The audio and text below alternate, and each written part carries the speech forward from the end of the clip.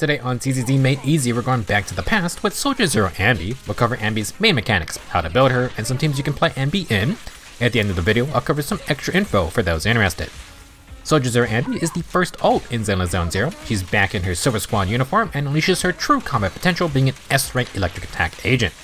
With an extra sword in hand, Anby dashes and slashes with incredibly stylish moves. She's an on-field DPS who gives us the first taste of a new damage type called Aftershock.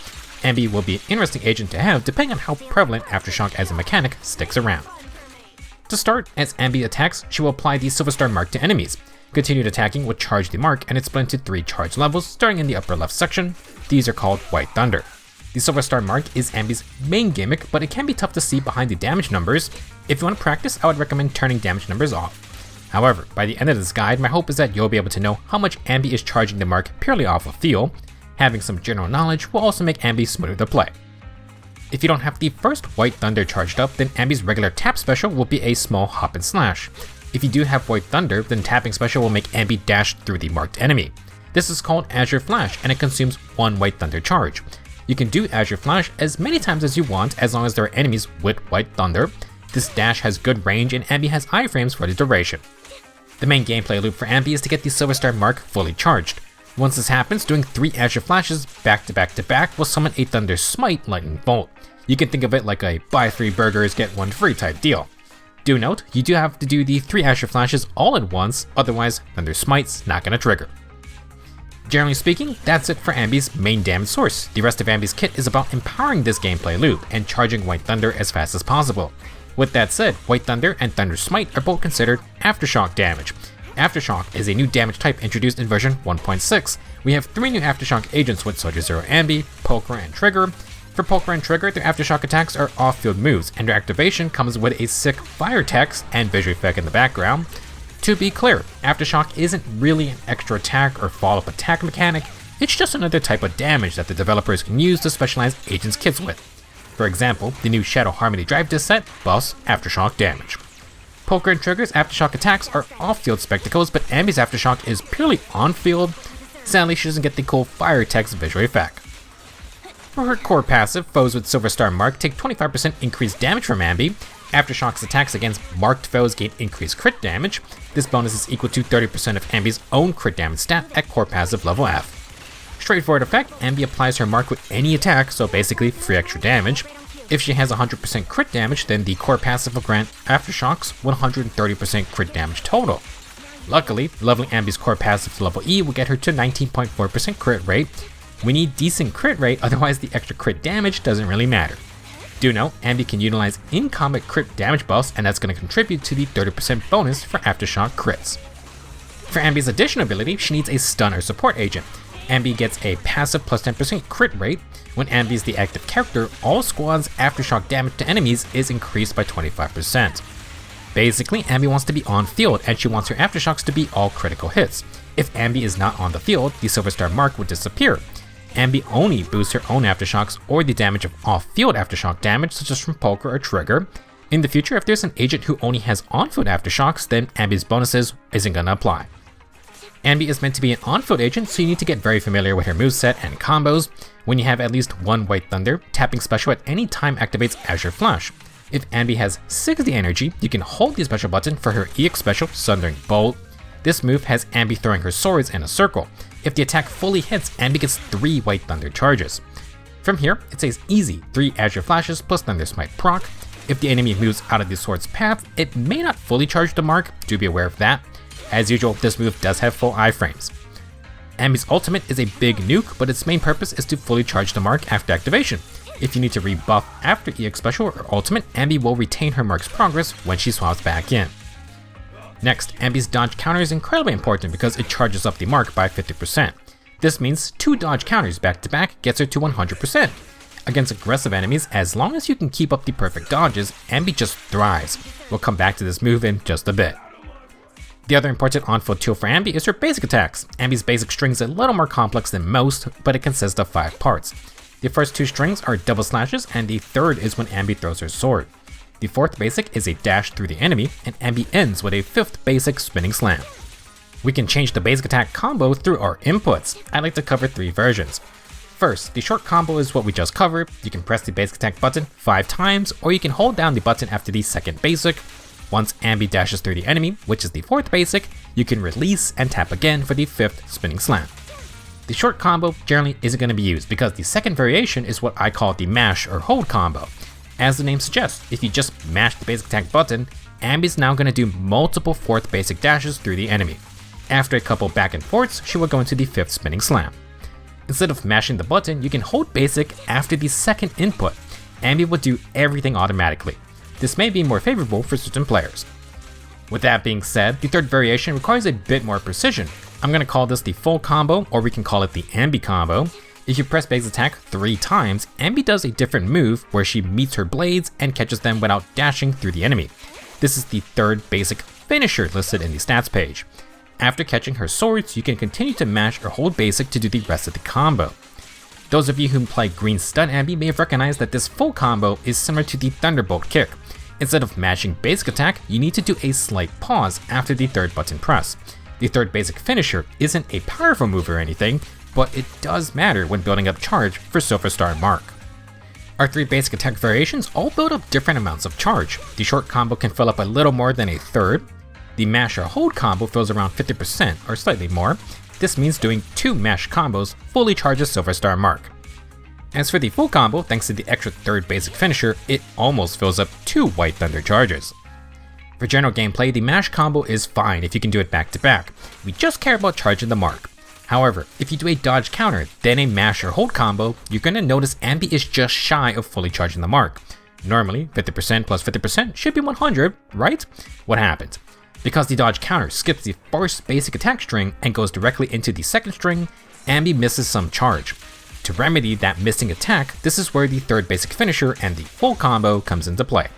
After a dodge counter, instead of mashing, you want to wait for the 3rd basic finisher, then complete the full combo. Doing this will now give Anby 100% charge, and it no longer requires you to do another attack after. You can go directly into the 3 Azure flashes. There is an alternative to this. After the dodge counter, you can do a dash attack. The dash attack also skips to Anby's 2nd basic string, but it's replacing our 1st string, meaning you don't need the 3rd basic finisher for the extra charging. Whichever way you like to do it, being able to do 1 dodge counter plus 1 basic attack string to charge the mark makes Anby much smoother to play. Now that we've talked about charging up the Silver Star Mark, let's talk about how to use it. First off, once you get the full charge, doing 3 Azure flashes into an EX special into another 3 Azure flashes is a quick and generally safe combo. For simplicity, let's call this the EX burst combo. Anby has iframes during her dashes and EX special.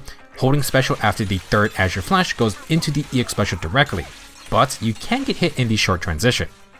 If you have short-term buffers or you need to rebuff, then after fully charging Silver Star, you can swap out to let allies do their thing.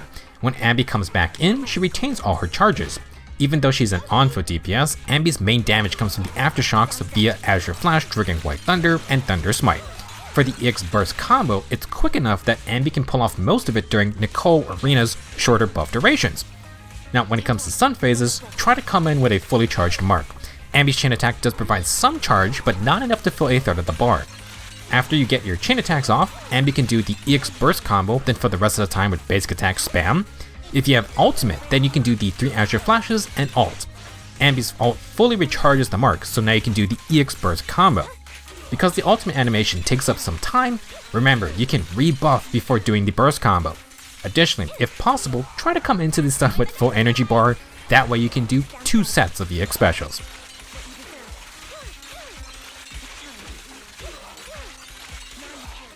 While you ideally want to save Anby's charges for triple Azure Flash, you can use the dash to escape sticky situations. It's quick, has iframes, and puts Anby behind the target if they're small enough. Since a dodge counter grants 50% charge, you can always Azure Flash after it to get away. Maybe you have multiple enemy attacks incoming. On a related note, Anby has some issues against multiple enemies. She can't group up small mobs easily, and Anby charges up her mark separately on each individual foe. It can be fun to Azure Flash around to different enemies, but you might also dash into an enemy you didn't want to. Before we dive into how to build zzzero Anby, let's cover how many free stats she gets. With the base 5% and core passive level E, Anby gets up to 19.4% crit rate. From her additional ability, we get another 10%, so Anby starts off just under 30% crit rate. Due to the core passive, Anby shares 30% of her crit damage stat with all other Aftershock attacks. This includes her own. The more crit damage Anby has, the more she gains and shares with the team. However, crit damage doesn't mean anything if the attack doesn't actually crit. For Anby and her 2 Aftershock sources, both of them are single instances of damage. You're gonna want a higher crit rate to lessen the blow of bad luck streaks. Anby's signature W engine, Severed Innocence, will not help with crit rate, but it grants an almost comedic amount of crit damage. 48% crit damage main stat with another 30% crit damage in combat. When hitting foes with basic attacks, specials, or aftershocks, Anby gains 1 stack. Each stack grants 10% crit damage up to 3 times. These stacks last for 30 seconds and the duration is calculated separately between them. If you have all 3 stacks, then Anby gets 20% electric damage. Anby's going to be base attacking constantly, and if you use a special Azure Flash, then she automatically procs Aftershock. With each stack lasting for 30 seconds, Anby essentially gets a permanent 108% crit damage just from her signature, add another 20% electric damage for good measure. All this crit damage is further boosting her core passive 30% crit damage bonus for Aftershocks. Remember, this directly boosts damage for allies with off-field Aftershock attacks too. For free-to-play options, if you're really struggling with crit rate, then the event Mercado Desire gives 20% along with some attack on EOC specials or chain attacks. The extra attack bonus on anomalies may be a bit tougher to get without a full electric team going. The other event W engine, Gilded Blossom, is okay for just pure attack stacking. However, Anby's Aftershock moves are not considered EX specials, so they don't get the extra 24% damage bonus. Instead, I would go with Old Reliable Starlight Engine, 25% attack main stat and 12% attack in combat for 12 seconds on dodge counters or quick assist. This goes up to 19.2% attack at Refinement 5. Most players should have an R5 Starlight Engine, and zzzero Anby is a perfect user of it. She also has some great quick assist teammates, so we can get the attack buff going constantly. For other options, we can get a crit rate main set W engine via the Battle Pass. Cannon Rotor is okay. From the standard banner, Nekomata Steel Cushion has crit rate, and Anby might be able to make use of the extra damage when attacking from behind enemies. Soldier 11's Brimstone is just a pure attack stick, similar to Starlight Engine. If you have Harumasa's Zanchin Herb Case, it grants crit damage and crit rate. Sadly, Anby doesn't really use dash attacks for damage. For Drive Disc main stats, Anby wants a typical attacker setup. Crit damage in Partition 4 is ideal, but you can do crit rate if you really lack that. Partition 5 can be electric damage, but there is a case for pen ratio if you want to run Rena. As for Partition 6, really no other reason not to run with more % attack.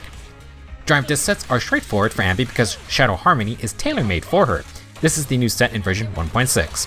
The 2-piece bonus boosts Aftershock and dash attack damage by 15%. Aftershocks are Anby's main damage source. For the 4-piece, when Aftershocks or dash attacks hit an enemy, you gain 1 stack if the damage aligns with your element. Each stack grants plus 4% attack and crit rate. This can stack 3 times and lasts for 15 seconds. Repeated triggers reset the duration, so you just need to do 1 Azure Flash or a regular dash attack every 15 seconds. Well, you can just start off with 3 dash attacks to fully stack Shadow Harmony. Obviously, the 3 stack limit is to go with Anby's triple Azure Flash gameplay. For her, it's a very easy set to maintain. If you don't want to farm, then Anby can use the 4-piece Woodpecker Electro setup. That is the generic on-foot attacking set. The 2-piece will be useful for Anby due to the 8% crit rate, taking Anby's core passive, additional ability, Shadow Harmony at 3 stacks, and then 2-piece Woodpecker. Anby almost always has 49, or let's just simplify to 50% crit rate. That's before any substats or W engines, which is why Anby's signature goes so heavy into crit damage. With that being said, we ideally want more crit rate than 50%. I would be more comfortable on 70%, but you want to go higher. That's just going to involve more crit rate substat rolls though. Now if you have some cracked substat rolls, then you can replace Woodpecker with Branch and Blade Song for more crit damage. There's also 2-piece Thunder Metal or Puffer Electro for pen ratio builds. For teams, we got a taste of the triple Aftershock team from some in-game trials. Currently Trigger is not out at the moment, but she is the stronger of the stun Aftershock archetype. Trigger provides off-field Aftershocks and more of a gradual days build-up while giving Anby room to fully stay on field. She increases the stun damage multiplier similar to Ching-Yi or Lycon, but Trigger's 35% increase actually is going to apply at all times. As for Polkra, there is an event in version 1.6 that allows all players to get a free copy. She's an A-rank physical stunner who uses off-field Aftershocks to apply her days. Polkra can also boost Aftershock damage. Use Polkra's evasive assist and follow up to refresh her Aftershock uses. She can trigger a quick assist backwards so you can bring Anby back out fast. I was skeptical of the double stun teams when Fighter was introduced, but it can work. This triple Aftershock team is all about giving Anby as much field time to do her thing, while Polkra and Trigger build up days from off field. While stunners don't typically do a ton of damage, everyone is boosting each other's Aftershock damage in this comp. I think it's going to be something worth trying out. For teams with just Trigger, you can set up the full electric team using Rena boosting pen ratio and shock. Anby would prefer M1 Rena for the longer buff uptime, but with Trigger also attacking at the same time, Rena does get some good value since she buffs both agents. You can swap Rena out with pretty much any of the other supports. Astra, Lucy, Nicole, or Caesar should be fine. Speaking of Astra and Nicole, their astronautical tag team is so strong for units like Anby. Additionally, their buffs are very complementary to Anby's kit. Astra's crit damage bonus works along with Anby's core passive. Nicole's energy fills give Anby some much needed grouping, and Anby can use the EX burst combo easily during the shorter duration. If you do ult, you may need to rebuff, but that's fine since Anby keeps her mark's progress while swapping out. Another benefit for Nicole is her 15% crit rate buff from Mindscape 6. Anby is fully investing crit damage for her Aftershocks. Another 15% crit rate really helps. Unfortunately, zzzero Anby does not count as being part of the Cunning Hares, so Nicole can't activate her addition ability. Generally, that's okay. On the other hand, Anby does count as being part of the Opa squad for zzzero 11. It's not the best team in practice, but if you want, then zzzero 11 will get her extra fire damage. Moving on, since Poker is free, let's talk about some of her teams with Anby. If you need protection or you just want to brute force attacks, Caesar is still the king with her shield and attack buff.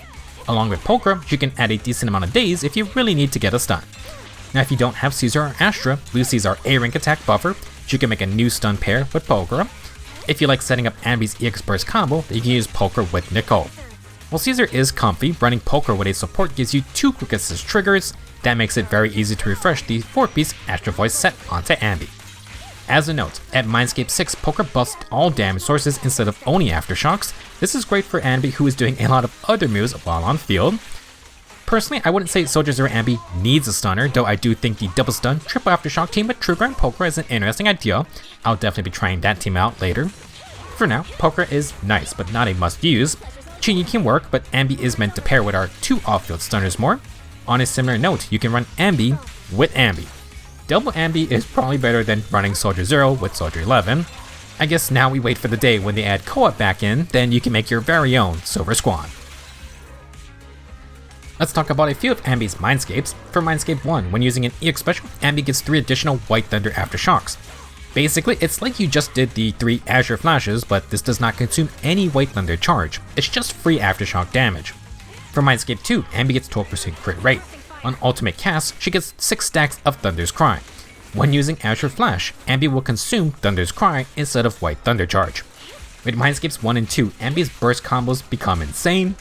3 extra Aftershock procs with EX Special, and after Ultimate, Anby can use Azure Flash 6 times before consuming the regular White Thunder charge.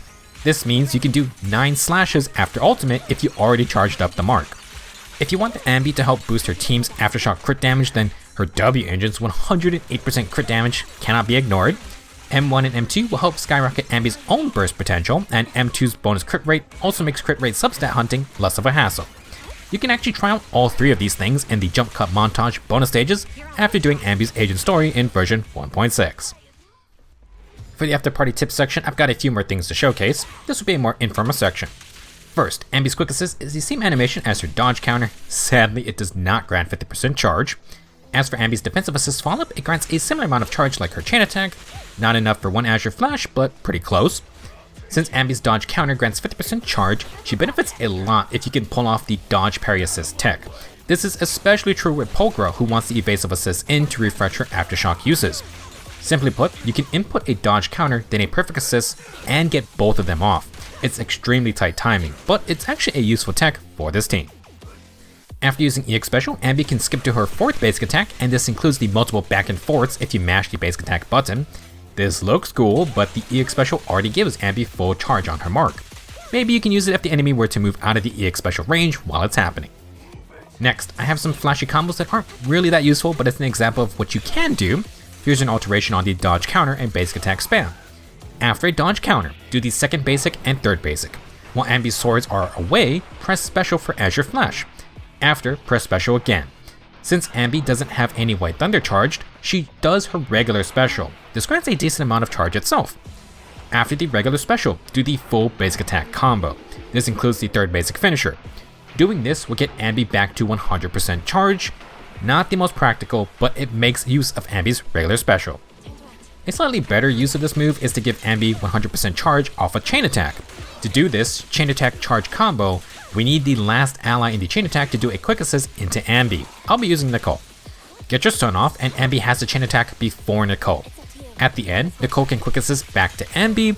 From here, we do a regular non-Azure flash special. We then do the full basic attack combo. This setup takes too long, so it's a last resort if you don't have ultimate or EX special and the stun is happening. Try to prep for stun phases because Anby isn't really the best when starting from nothing. Moving on, let's talk about some quirks of Anby. First off, Anby can deflect projectiles just like her stun version, just need to be sprinting.